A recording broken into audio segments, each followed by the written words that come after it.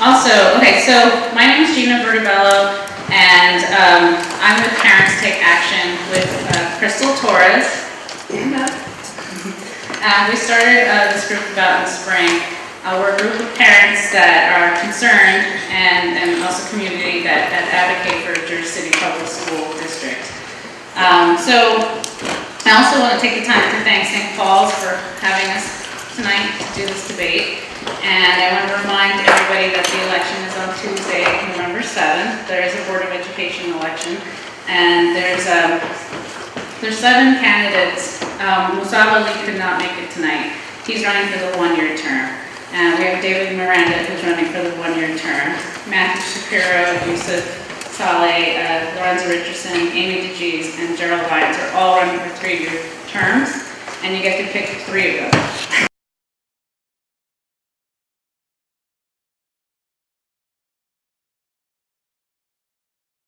My name is Jerry Lyons. I've been in Jersey City since 1984. I've been an educator with Hudson County Schools of Technology for 30 years. I just started my 31st year. And I was a vocational teacher, an academic teacher, a media specialist, and I put in my papers to retire, and they asked me to be a principal, so I'm going to be a principal for the next 2 years. I work with Amy DeGise. We teach together. We were both history teachers together. I've been on the board for the past 4+ years, and the biggest issues I've brought up are reaching out to the community, getting the community involved, because it's a job that 9 volunteers can't do by themselves. I'm really hopeful that we continue doing what we've been doing through our term on the board. We're bringing back local control. We're working on we have 2 new schools that have come in, and we're doing everything we can to make the schools the best, the public schools the best they could possibly be. Hi, I'm Amy DeGise. I'm a lifelong Jersey City resident. I graduated Montclair with my history and education degree in 2008, and I began working with Mr. Lyons at County Prep High School. On top of being an educator there, I'm the union vice president. I teach the GED program at night. I do an in-school and out-of-school Jersey City youth program, which includes literacy and volunteering. I've worked with Project Impact, which is for our union laborers, our local union laborers.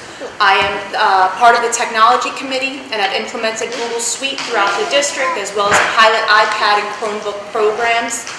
I'm running because after this November's election, I realized that my role as a citizen needs to be taken a lot more seriously, and I need to put my advocacy to good work. I need to be a bigger advocate for my community. I value public service, and I'm asking for a seat at the table in this decision-making process for our local schools. Good evening. My name is Lorenzo Richardson, and I'm a lifelong resident of Jersey City, and I've been advocating at school board meetings for the past 18 years. I'm going into my 3rd year as a school board member. I was a member of the public prior to that. Some of the issues that I've addressed and worked on getting done in the school district as an advocate prior to my becoming a board member was the lead in the water, which predates back to 2007, 2008. And the issue of the videotaping that was created, it was myself and a group of parents who advocated for that.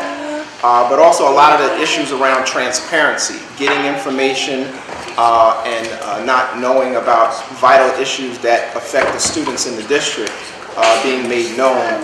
I have been an advocate for that. And then, of course, I've just recently become president of the Hudson County School Board Association. I'm also a school board member who is certified. I believe I may be the only certified member on the board currently right now. And I do a lot of advocacy work, not only here, but in my spare time in other districts, learning what they're doing and helping their districts learn how to do their job better as school board members as well. $30 million budget, which areas do you believe need more funding and which can withstand cutbacks? We keep getting hit with consultants that they're bringing into the district. And last night we had a caucus meeting. Amy, what was it, $1,050,000. So the 3 of us were speaking out about this last night.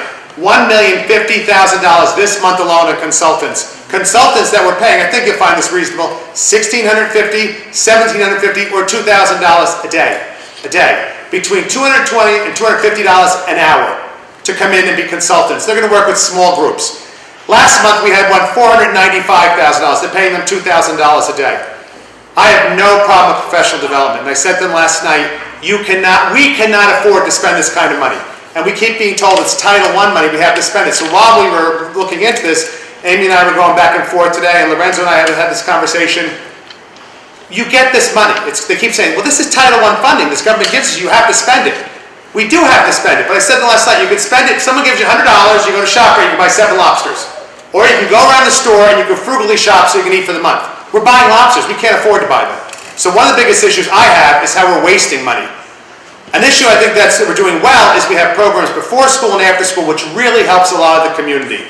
That we have programs where the kids can go and be dropped off as the parents are on their way to work, or picked up so they can stay there late, and they get fed and they get taken care of. I think that's money well spent. We just fought and saved the middle school sports program. That program is only $300,000 and change, $330 or $350, something like that, but it serves 2,376 students from many schools around the whole city. They were trying to get that taken out. And I understand the mayor and the superintendent were really trying to get the budget taken care of because we had $8.5 million taken away from us at the last moment. After we had approved the budget, Trenton approved it, they said, oh no, give us back 8.5. That was on the cutting block. We felt very strongly that that should not be cut. This is taking kids after school and middle school grades and preparing them, and we saved it. It was not cut. So we're proud of money spent in that direction. Well, I guess I should have been a consultant, but with that being said, all of us. Trustee DeGise? To piggyback off of Mr. Lyons, we were very passionate about the professional development. We understand that our teachers need the best professional development. At our district, it's all in-house. Teachers volunteer to have workshops, action research committees, and professional learning communities, and we engage each other in what's going on that year with that group of kids because it changes every year. And our schools are so diverse. To give us a uniform company that's going to give every school the same type of development, it's not going to work. You can use these title funds for parent groups, parent professional development, assistive technologies. I also believe our district should look into more grant writing opportunities that will burst into our STEM programs, our vocational programs, and some more alternative programs as well. We need to look at our legal costs.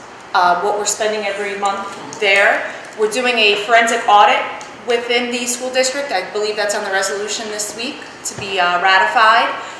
And also, we need to work with the city and with our other elected officials on securing our funds and making sure that we do not lose any more. We have a target on our backs, being that we are from Jersey City. They feel that we are spending this money wastefully, and we are very frugal.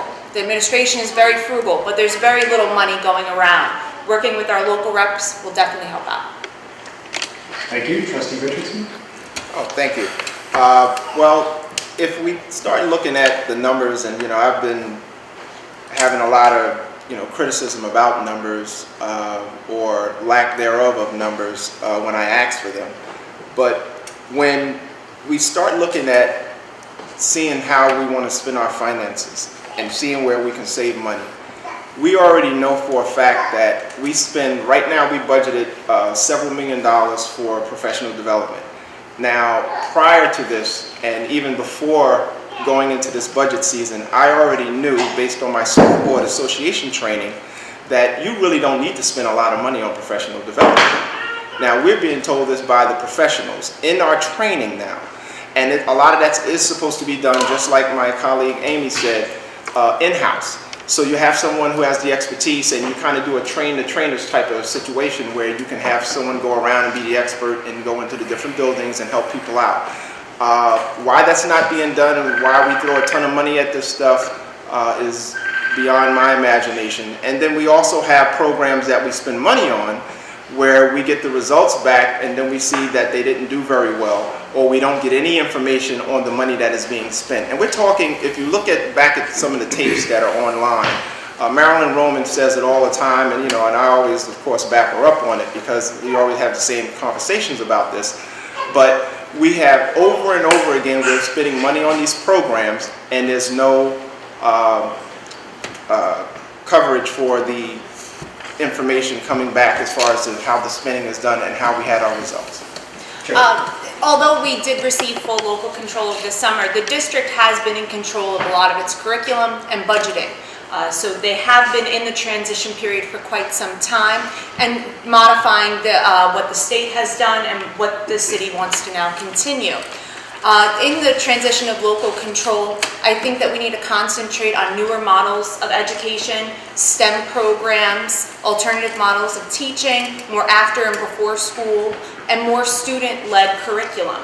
I think in the transition process, the board, the administration needs to work with the local unions, they need to work with the local politicians, and the community. You guys live here, our children live here. We want more of a say in how they're taught, how that's implemented, and what the school district means to our community. A public school is for everyone, whether or not you have a child in it now or you never did. If this is your home, the schools mean something to you. We can all be a part of this process, and that's what I would like to show in the transition. Go ahead, Trustee Richardson. Oh, thank you. As far as local control, I think, as far as from the classroom perspective, I think two particular areas. One, curriculum. Remember, the state controls the curriculum because we're still under state control with the instruction of programs. So that area, once you have control of that, you have a lot more flexibility on, I think, focusing on trying to make student achievement a lot better. The things that have been coming down through the state, a lot of people will say, we don't understand this thing with the PARCC tests and the way that they send all these standards down. They're changing all the standards. Sometimes the standards are changing during the year, which typically is not supposed to happen. And curriculum is only supposed to change around maybe every 5 years. So you'll have a lot more flexibility around the control over that, and hopefully that will contain a lot of those costs within that. The other part is about being creative, creating new and creative programs that would be assisting the students in their learning process. And I think that we could have, for instance, we were having a conversation on one of the committee meetings, and I said, to one of the people across the table from me, I said, we have this culinary program, and we need to give experience to the students. And so they do a lot of work, and then hopefully they can help do some of the work with creating the meals for some of the students, possibly in part of their training. Many times, we don't know how this is going to impact us, and how it's going to impact our budget. We don't know what's going to happen when the state steps away, what they're going to say about funding. We saw what they just did to us this summer with $8.5 million. A budget's approved, they say, oh, give us back 8.5. We don't know, but there are some very good topics that come out of it. The state won't allow us to make decisions on fixing buildings. We have parents that come in and give us pictures of crumbling staircases, right, Lorenzo and Amy? And they're saying, the gym is falling apart. There's ceiling pieces falling down. The kids are running to gym activity, run from the falling ceiling. The state won't give us the money to fix those things. When number 20 school is being constructed, the opportunity to buy the lot next door to it so you have a playground for the kids came up. We asked the state says no, because it'll be used for parking for teachers. They wouldn't give us the money, so we lost that spot. It would have been great to use for that school to have a lot right next door for it. We'd have less interference from Trenton. And after 25 years of them taking over, they cannot say we're better. They came in, they stepped in. One of the biggest areas, and Lorenzo and I were on them, and the whole RAC thing was being shoved down our throat. Priority schools. I don't know if your kids go to priority or focus schools. And they came into us and they said, and we're going to take a third of your Title I money, and we're going to bring our whole teams in. We're bringing all specialists. We're having people come in for Trent. We're having leaders that are going to come in. So we used to go to the meetings, Amy, this before you were on, and we went there and they said, and these programs don't work, we're shutting down the schools. You took all of our money and our resources and they said it doesn't work, you're shutting down our schools. It didn't work. Guess what happened? They disbanded it. Law, we have to keep taking the lowest bidder. So unless you've been on the board, you might not know that. It's not up to us. We have to follow what the law says. So what we need you to do is say, this food is horrible, because if enough people complain, then we can change it. It comes out of our hands and goes into yours. Absolutely. With that feedback from the community about the food service, Dr. Lyles did hire a new food service director over the summer, which Mr. Lyons said she had worked with the state. She was a fabulous worker, known for balanced, nutritious, tasty, different types of food. So we need to utilize her, as well as the open portal that we have, and to monitor it more closely. We are introducing maybe vending services, where profits would go directly back into our food service. That would be able to maybe boost up the bids that we put out. We also have to take into consideration the special diets of our students. We have many halal students, we have many vegetarian students, we have students with numerous allergies. We have to offer various options for them, because this may be their healthiest meals of the day, breakfast and lunch. Well, I have been literally, and this is really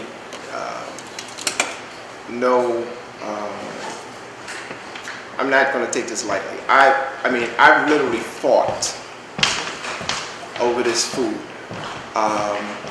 And we still have the same vendor who everybody's complaining about. And I fought so hard to get this done, and I even told my board members, I said, I know what they said about the vendor, but if we're going to do right by these children, we need to pick another vendor. That did not happen. And I still feel the pain from that, but I still continue the same fight to make sure that the children are getting the food that they need. And I'm going to tell you, please tell each and every one of your neighbors who have a child, please complain about the food, but don't just tell the administration, CC the board, because we want to keep a record and make sure, because last time, before the BA left, we did not have records being kept, and they said that was the reason why we could not get rid of the vendor. And because they were the lowest responsible vendor, I said, no, they were not responsible. But then, because of that reason, we could not get rid of that vendor. A few issues. We provided translators at our meetings. There's only 3 different languages given, and we have 44 languages plus sub-dialects identified in our district. Obviously, we couldn't do it for all 44. But we have requested in the past 3 years to have information sent home in many different languages. And that's been a way of getting more parents involved. When they start doing the rezoning of the heights, they had worked very hard and came up with this program of how they're going to move all the kids around. And the first thing this current board did was demanded that we have community meetings, demanded that we go to the heights and we set up meetings in 4 different schools that had huge attendance. Hundreds and hundreds of parents came out and said, this is not working for us. We changed that whole, after 4 meetings, we changed everything about that program that was developed by the board. And they tried, they did a good job by the district. And then they came up with their final plan. And then we said, now we're going back to the community with the final plan. And they said, this is not acceptable. We changed things to make sure that the parents and the students, their requirements were met. The least requirement they cared about was overcrowding in classrooms. And that was the biggest one the district was addressing. The first requirement, which all of us should be concerned about, is student safety. And they had them crossing Kennedy Boulevard and Sherman and Summit Avenue. They lived on 27 School Street. They had to go 13 blocks down to the new Patricia Noonan School, number 26 school. So there's issues we have done that have been improving it. I think the one thing we should do is our meetings are hideously long and boring. If you want to watch them on TV, find a hobby, do something else, because it's bad enough sitting there. When you watch them, it's worse. Why can't we let the parents speak first? Our meetings run from 6 until midnight. Let them speak and go home and take care of their families. It's no surprise that schools with larger PTAs are more successful. It's not ideal to have all of the parents involved with conflicting schedules, but we can have more workshops, more symposiums that bring the entire school community together. Administration, teachers, students, and parents. Family dinner dances, family activity nights, workshops on literacy and how to build math skills at home, things that encourage parents. We need to motivate not only our parents, but other community people, everyone in the community, to be involved with their neighborhood school. What's going on? What help do they need? Can I volunteer? Can I be a big brother or big sister? Is there something I can offer to the school? Because there are many ways, and community involvement and engagement is very important to us. It was actually a new committee formed this past January with Pastor Fernandez on it, who has engaged various parts of the city into our schools. Go ahead. Okay. Well, I think I'm not going to double up on what a lot of Jerry and Amy already said, because they said quite a bit. But if I wanted to sum it up, we must authentically engage the community. And that's part of the law, which we're supposed to do as part of this whole turnaround thing under the state in the first place. I think one of the 2 benefits that would give more community involvement and have people there if we provided childcare, quality childcare, and made that very well known, and also provide meals. You have people who come, and that's dinner time, and we should be feeding them. And back in the day, they said you should have lavish meals. I would rather feed the public and give them the information they need and support them, because they are the taxpayers who are paying everybody's salary that sit up there who try to pontificate and try to tell you how things should be. And we never had the vote to get it done. We're going to get it done this year. That's the current board that did that. By the way, John, I just want to tell you something. You want the board to notify the parents, you will have an ethics violation. You are not allowed to notify anyone. You'll find this out if you get on the board. You don't have the option of contacting the parents, stuff like that. That has to go through the superintendent. You are doing things from 10,000 feet. You tell the superintendent it's up to them to follow through with the stuff, so that's not on us. We received a great audit. They told us everything was fantastic. I had to listen to the guy, and then we found out a few months later, Source for Teachers, our district overspent $1 million on them. They were budgeted $4 million, which I voted against. They spent $5 million. After we got the audit saying how well it was done. We got a great audit last year saying this district is doing wonderfully, everything's fine. Then we found out what a hole we were in, $19 million. We need a forensic audit because we keep getting told stuff. Unfortunately, it doesn't match when we get the reality of this money is not there to pay for these things, or this money has been overspent. I agree with the forensic audit as well. What it can show us as board members, what it can show the school community and the rest of the community will be very valuable. We'll get a more transparent view of the spending, what is useful, what is not useful, what's working and what's not working. We'll have many different directives there. Especially now with shortfalls and budget cuts, we have to spend all of our pennies very wisely. Okay. Well, I'm just going to say this, because I'm in a church, I'm a deacon, as God is my witness. As God is my witness. With all the fights that we had over this money, I assure you that if you elect us, you are going to have that money looked after. People do a lot of talking, and I assure you that if you want responsible people who are going to be on top of this money, because it's always about the money, Mr. Lyons, Mr. Gies, Mr. Richardson. I have spearheaded that audit. I'm the one who uncovered and took the documentation apart and threw out all of that information about Source for Teachers. They tried to hide that from us. They tried to hide that from us. And if you go back to the special meeting we had after the budget the previous year, they voted on a settlement to pay for the overage that went over the budget, which is illegal to go over the budget. I'm on an ad hoc committee with the mayor, and this is one of the things we've discussed. We're also discussing funding formulas for future budgets. We bring up that there's so much growth going on in our city right now. I'm up in the Heights, driving down Summit Avenue. You'll see there's developments everywhere. Part of the problem we have is once you go below 139, there's not one new school. You have the towers, the 3 giant towers going up on Favonia. You have the other buildings going across the street where the historic building is, the parking next to it. They tore down the Arts House, they tore down the Burger King, they're putting all that in. Now they're discussing today on NJ.com, they're going to put 3 towers or 2 towers over 1,200 units by Journal Square. There's not one new school. So I asked the mayor, can we discuss meeting between the developers, the district, and the city to say, what can we do to get new schools in some of these buildings? With the stipulation that these new schools would not have classroom space exclusively for the people in that building, because then you're going to have a tale of 2 cities. If you have a developer that comes in and says, hey, I got this great building here, your kids are pre-K, guess what? You get first priority downstairs, you're going to exclude everyone else from that community. You're going to have a school of haves and a school of have-nots. So they said this can't be done, but we're looking at how we can get developers to work with the district and work with the city to have some new school space put in areas where we're really going to need it. We are looking at a huge shortage of space.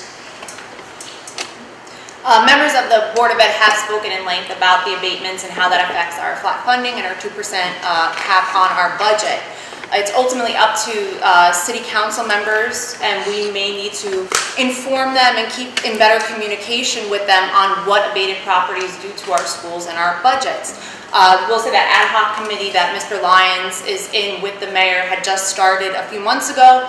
And right after it started, he came out with the 5% fix to give back to the schools. So already communication is going, eyes are opening, and we're all on the same page here. I agree that new developments need to offer some space that's open to everyone to use in a public way, not for charters or vouchers or anything like that. I know seeing some of the development that we do not get the correct information from them. They'll tell us a high-rise is going up. We estimate they'll have about 10 kids in there because there's only one-bedroom apartments. We know that there are plenty more kids than that, but the state will also get that the developers, their estimate is very low, so the state does not push back on the developers either, and we've begun that process too, challenging the developers to offer more to our city services and to also engage our council members and our other elected officials. There was some talk earlier by one of the candidates that talked about, they're going to get an ordinance passed. You're not going to get an ordinance passed. Only the city council passes ordinances, okay? So that's first of all. But I've been advocating for years, and Ms. Balsa here in the audience, tax abatements, like her middle name. And so she fought this stuff for many, many years, and I've been at those council meetings over the years. I fought about the SciTech deal for $10 for the land. I tried to get us land over near Liberty Science Center so we can build another school and hopefully a state-of-the-art special needs school, because we have a space issue downtown that's unbelievable, and we're not even trying to address that. And we can't do it with trying to put it in developers' buildings, because I have somewhat of an issue with putting a school in the building and you have residences and all these other things going on when you need to have a standalone building where you can control the issues a lot better. But we need land, and we're not being given the land. And so that's where the negotiation needs to happen. Let's get real with that.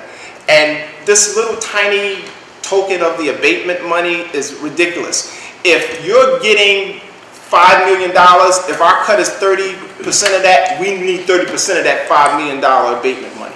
We shouldn't be playing around with that money and then you want to, hire your friends and do whatever you're doing over there at the city. And again, if you want, I'm sorry, my time's up. I want to also thank the candidates again for coming out tonight, and thank you everyone for sticking it out. I think there were a lot of good questions tonight. And I want to thank John for helping me come up with a lot of these questions. We did it together, and I want to thank Yvonne Balser for taping tonight's debate so other people can see this. And Parents Take Action, we have a Facebook group, so if you could like it on Facebook, we'll post a video, we'll post whatever pictures we have. And thank you to St. Paul's for hosting us tonight. Thank you, and have a great night. And don't forget to